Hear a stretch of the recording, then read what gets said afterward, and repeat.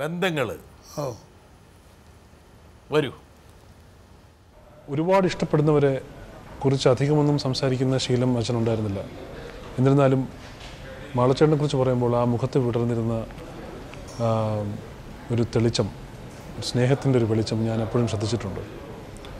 ഒരു ഇളയ സഹോദരനോടെന്ന പോലെയുള്ള വാത്സല്യം നിറഞ്ഞൊരു സ്നേഹം അച്ഛനും മാളച്ചേട്ടനോടുണ്ടായിരുന്നു. മാളച്ചേട്ടൻ്റെ അഭിനയത്തിൻ്റെ രീതിയോടും ഒക്കെ വളരെ ഇഷ്ടവും ബഹുമാനവും ഒക്കെ അച്ഛനുണ്ടായിരുന്നു. ശുദ്ധമായ ഹാസ്യം എന്ന് പറഞ്ഞാൽ ഹാസ്യത്തിൽ പൊതുവെ ഒരു കുത്തിനോവിക്കൽ എവിടെയോ ഉണ്ട് എന്നൊരു ധാരണ പരത്തും വിധമുള്ള ഹാസ്യം നമ്മൾ ഒരുപാട് കണ്ടിട്ടുണ്ട്. അതിൽ നിന്നെല്ലാം വിഭിന്നമായി ശുദ്ധമായ ഹാസ്യം, ഭയങ്കരമായ ഒരു ഒരു നന്മയുടെ ഹാസ്യം,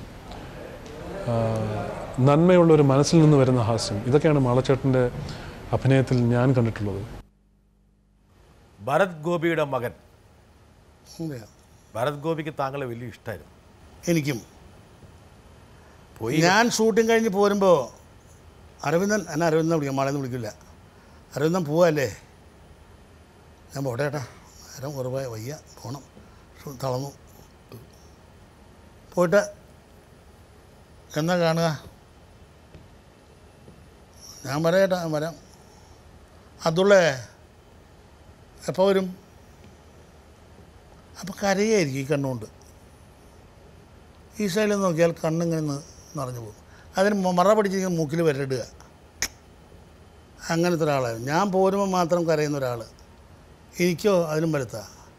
മിസ്റ്റർ മമ്മൂട്ടി തന്നെ പറഞ്ഞിട്ടുണ്ടല്ലോ, അദ്ദേഹം ഇന്ത്യയിലെ നല്ല നടന്മാരിൽ നമ്പർ 1 പറഞ്ഞിട്ടുണ്ടല്ലോ അഭിനയത്തിൻ്റെ സ്റ്റൈൽ. എന്താ ഉള്ള ഭംഗി കാണാൻ, കഷ്ണിത്തലയും ഒരു വല്ലാത്ത മോഹമൊക്കെ അല്ലേ നിങ്ങൾ തമ്മിലുള്ള ഒരു കെമിസ്ട്രി. എനിക്കറിയില്ലത്. ഞാൻ എന്ത് പറഞ്ഞാലും ഭയങ്കരമായിട്ട് ആർത്തട്ടഹസിച്ചിരിക്കും. അങ്ങനത്തെ ഒരു ഞാൻ വെറുതെ അണിയാൻ മതി, അപ്പം ചിരിക്കും. അങ്ങനെ ഒരാളും കൂടി ഉണ്ടോ, നമ്മുടെ സിദ്ദിഖ്, നടൻ സിദ്ദിഖ്. ഞാൻ മുൻപേ ചിരിക്കും. എൻ്റെ ഒരു എക്സ്പ്രഷൻ കണ്ടപ്പോൾ ചിരിക്കും. വെറുതെ ചുമങ്ങനെ നോക്കിയാൽ മതി, അപ്പം ചിരിക്കും. ഞാൻ അടിച്ചാൽ മതി. എനിക്കതിനെ കാണുമ്പോൾ ഇങ്ങനെ കാണിക്കും. എപ്പോഴും കാണിക്കില്ല, അവനെ എന്നെ കാണിക്കും. എൻ്റെ അടുത്ത് ഇങ്ങനെ കാണിക്കാൻ പറയും. ഈ പഴുക്കടയ്ക്ക വീണതൊക്കെ അടയ്ക്കാൻ മരത്തിൽ അടയ്ക്ക പഴുത്തിട്ടുണ്ടോ എന്ന് നോക്കിയാണെങ്കിൽ ഒരു അടയ്ക്ക വന്ന് കറക്റ്റ് ഇതിൽ വീഴും. അപ്പോൾ ഉണ്ടാവുന്ന എക്സ്പ്രഷൻ എങ്ങനെ ചേട്ടാന്ന് പറയും. ഇങ്ങനെ കാണിച്ച് ഞാൻ വെറുതെ ഒരു ആവശ്യമില്ല, വെറുതെ ഗോഷ്ടി. അവൻ വെറുതെ അങ്ങനെ ചിരിക്കും. അങ്ങനെ ഒരാൾ കൂടി രാജൻ ബി ദേവ് കണ്ടാ ഭയങ്കര പരിക്കൻ, അയ്യോ സാധുവായിരുന്നു. അപ്പം മനസ്സ് പഞ്ഞക്കെട്ടായിരുന്നല്ലോ. പിന്നെ അപ്പം അങ്ങനെ ഗോപിച്ചേട്ടൻ, അതേ രസം. ഗോപിച്ചേട്ടൻ താമസിക്കുന്ന റൂമിൽ ഞാനും അതും കൂടി വേറെ ദേശം എന്ന് പറയുന്ന ഒരു പടത്തിൻ്റെ ഷൂട്ടിങ്ങിന് ഞങ്ങളൊരു റൂമിൽ 2 പേരും AC റൂമിൽ. ഇപ്പോഴത്തെ മറ്റേ ഭരത് ഗോപിച്ചേട്ടൻ അതുള്ള നമുക്കൊരു കാര്യം ചെയ്യണം, ഇങ്ങോട്ട് വന്നേ നീ എന്ന് വിളിച്ചിട്ട് നിങ്ങൾ 2 പേരും കൂടി ഇങ്ങോട്ട് പോരാം, വൈകുന്നേരം ഇവിടെ കിടക്കാമെന്ന്. അങ്ങനെ 3 ആളും കൂടി ഒരു റൂമിൽ കിടക്കുക, മറ്റേ റൂം കാലിയായി കിടക്കുക. അങ്ങനത്തെ ഒരു സെൻറ്റിമെൻറ്റ്സ് തമാശ പറയാൻ വേണ്ടിയിട്ടാണ്. ഗോപിച്ചേട്ടൻ പോയി. അയ്യോ നഷ്ടം, എല്ലാവർക്കും ഇല്ല, എനിക്ക് നഷ്ടമാണ്. കരഞ്ഞോ? പിന്നെ ഇപ്പം കരയും ഞാൻ.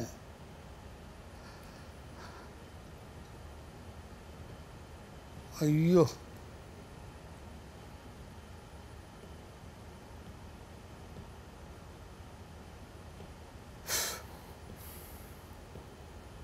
കരയാണ്ടിരിക്കാൻ പറ്റില്ല.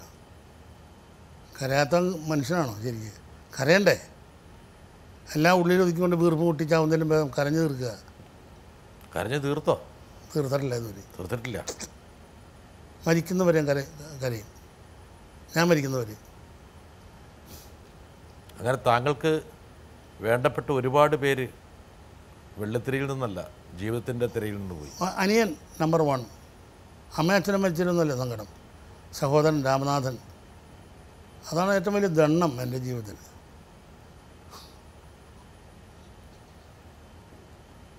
ആ കരച്ചിൽ ഇപ്പോഴും പോയിട്ടില്ല? ഒരിക്കലും പോവില്ല. 10-15 വർഷമായി. ഇന്നിപ്പോൾ ആ കാര്യം പറഞ്ഞുകൊണ്ട് വരുന്നത് അതുള്ള ഞാനും കൂടി. അതൊരു വല്ലാത്തൊരു ഇതാണ്. കാരണം അയാൾ ഭയങ്കര ഒരു സാധനമായിരുന്നു. സിനിമയിലോ അല്ല നാടകത്തിലൊന്നും വന്നില്ല, സ്കൂൾ നാടകത്തിലൊക്കെ വന്നിട്ടുണ്ടെന്ന് മാത്രമേ ഉള്ളൂ. അവിടെ അതിനൊരു കോമഡി ഇൻസ്റ്റൻ്റായിട്ട് മറുപടി പറയുന്ന ഒരാളാണ്. കണ്ണു തുടച്ചോ? ഇൻസ്റ്റൻ്റായിട്ട് മറുപടി പറയുന്ന ഒരാളായിരുന്നു രാമനാഥൻ. അപ്പോൾ അയാൾ വെണ്ടറായിട്ടിരുന്നു. വെണ്ടർ, ഈ സ്റ്റാമ്പ് പേപ്പർ മുദ്രപത്രമൊക്കെ വിൽക്കുന്ന ഒരാളായിരുന്നു. വേറെ ഹാർട്ടിന് സൂലായിരുന്നു. അപ്പോൾ അതുകൊണ്ട് വലിയ ഹെവി ആയിട്ടുള്ള സംഭവങ്ങൾ ചെയ്യാൻ പറ്റില്ല. അപ്പോൾ ഞാനൊരു കടയിട്ട് കൊടുത്തോളെ 19,000 രൂപ ചിലവാക്കിയിട്ട് മുദ്രപത്രവും ഇതൊക്കെ ഇട്ട്. അപ്പോൾ ഒരു പൊക്കത്ത് ഒരു കടയിലാണ് ഒരു ജോസഫ് പേട്ടൻ എന്ന് പറഞ്ഞ ആളുണ്ടായിരുന്നു. അയാളുടെ ഒരു ആധാരം എഴുതുന്ന കടയുടെ തൊട്ടപ്പുറത്തെ കടയിൽ. അപ്പോൾ അവിടെ നിന്നൊരു ഗോൾഡ് സ്മിത്ത് ദേഹം നിറച്ച് പാണ്ടാണ്. പാണ്ട് വന്നപ്പോൾ പറഞ്ഞു ഇയാളെ കളിയാക്കാൻ വേണ്ടി എന്താ 5-ാം നമ്പർ വെണ്ടർ എന്ന് ചോദിച്ചു. അപ്പോൾ ഉടനെ ഇവൻ നല്ലത് തന്നെ പഞ്ചപാണ്ഡവർ ആ ജാതി സാധനമായിരുന്നു. നർമ്മദാരത്തിൽ രാമനാഥനായിരുന്നു കൂടുതലല്ലേ? ആ തീർച്ചയായിട്ടും സംശയമില്ല. അവൻ്റെ അടുത്തു നിന്നാണ് വൈദ്യുതി, ഈ നർമ്മത്തിൻ്റെ വൈദ്യുതി വലിച്ചെടുത്തത്. തീർച്ചയായിട്ടും അതുകൊണ്ടാണ് സഹിക്കാൻ പറ്റാത്തത്. അവനുണ്ടായിരുന്നെങ്കിൽ ഇതിൻ്റെയൊക്കെ double double double double double double comedy workout ചെയ്തതിന്. ഇവരൊക്കെ പോയ ശേഷം മാളച്ചേട്ടൻ അല്പം തളർന്നു അല്ലേ? സ്വല്പം. യഥാർത്ഥത്തിൽ ഈ കാലിൻ്റെ വേദനയൊക്കെ മനസ്സിൻ്റെ വേദന. കാല് തീർച്ചയായിട്ടും കാല് പിന്നെ ഈ നെർവ് സിസ്റ്റത്തിനൊക്കെ മനസ്സിൻ്റെ തളർച്ചയാണ്. തീർച്ചയായിട്ടും. അപ്പോൾ ഞാൻ ഓടും. ഞാൻ ഇപ്പോൾ ഒരു പടം കിട്ടിയപ്പോൾ ഓടും. പാട്ടക്കുതിര പോലെ ഓടണം. തീർച്ചയായിട്ടും ഓടും ഞാൻ.